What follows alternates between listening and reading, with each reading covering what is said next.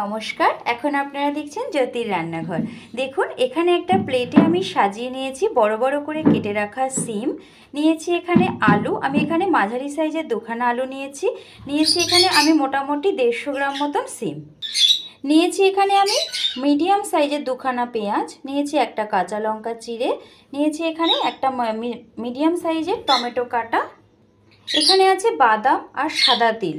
আপনারা যদি ভিডিওটি স্কিপ না করে দেখেন, ভিডিওটি স্কিপ না করে দেখলে অবশ্যই বুঝতে পারবেন আজ জ্যোতির রান্নাঘরে কি বানাতে চলেছি।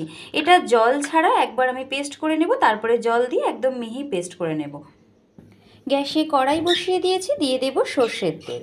তেলটা গরম হয়ে গেছে, দিয়ে দেব সামান্য একটু নুন। তেলটা সুন্দর গরম হয়ে গেছে, গ্যাসের ফ্লেমটা কমিয়ে দিয়ে একে একে সিম আর আলুটা এতে দিয়ে দেব। গ্যাসের ফ্লেমটা মিডিয়ামে করে দিয়ে সিম আর আলুটা আমি লাল লাল করে ভেজে তুলব। আপনারা যদি ভিডিওটি ফুল ওয়াচ করেন অবশ্যই বুঝতে পারবেন আমি কি বানাচ্ছি। বারংবার অনুরোধ করব ভিডিওটি যদি ভালো লাগে চ্যানেলটি সাবস্ক্রাইব করে আমার পাশে থাকবে। দেখুন সিমগুলো ভেজে নিয়েছি, কেমন সুন্দর সিম আর আলুটা লাল লাল হয়ে গেছে। এবারে ভালোভাবে তেলটা ঝরিয়ে তুলে ফেলব। ওই একই তেলে দিয়ে দেব শুকনো লঙ্কা ফোড়নে, দিয়ে দেব 1 চামচ মৌরি। মৌরিটা 3 সেকেন্ড মতন নেড়ে নিয়েছি, দিয়ে দেব কেটে রাখা পেঁয়াজগুলো।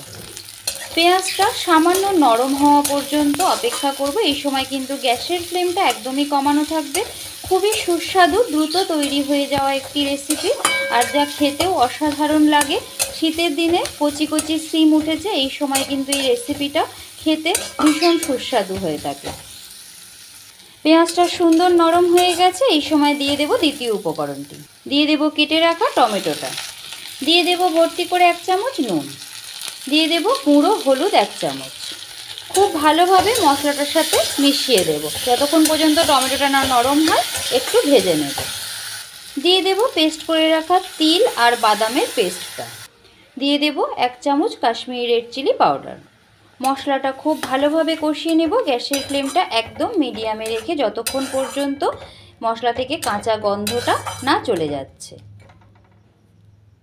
দেখুন কেমন সুন্দর তেলটা ছেড়ে দিয়েছে, মিষ্টি একটা সুগন্ধও বেরিয়েছে।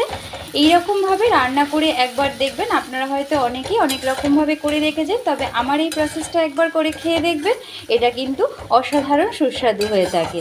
এই সময় মিশিয়ে দেব ভেজে রাখা সিম আর আলুটা। সিম আলুটা দিয়ে ভালোভাবে এই বাদাম আর তিলটার সঙ্গে কষিয়ে নেব আরও 3 থেকে 4 মিনিট মতন। আমি কিন্তু কোনো রকম জলের ব্যবহার করিনি এখনো পর্যন্ত, এইভাবেই ঢাকা দিয়ে সেদ্ধ হয়ে যাবে। এই পর্যায়ে দিয়ে দেব সামান্য কয়েক দানা চিনি, এটা কিন্তু একটু ঝাল মিষ্টি খেতে হয়। চিনিটা দেওয়ার পরে আমি আরও একবার ঢাকা দিয়ে এটা রান্না করে নেব। এটা একদম রেডি হয়েই গেছে, চিনিটা গলা পর্যন্ত একটু অপেক্ষা করব। তৈরি হয়ে গেল আজকে সুস্বাদু সিম আলু দিয়ে একটি রেসিপি, যা চটজলদি হয়ে যায়। এতক্ষণ ধরে আমার ভিডিওটির সাথে জুড়ে থাকার জন্য আপনাদের সকলকে অসংখ্য ধন্যবাদ। সকলেই ভালো থাকবেন এবং সুস্থ থাকবেন।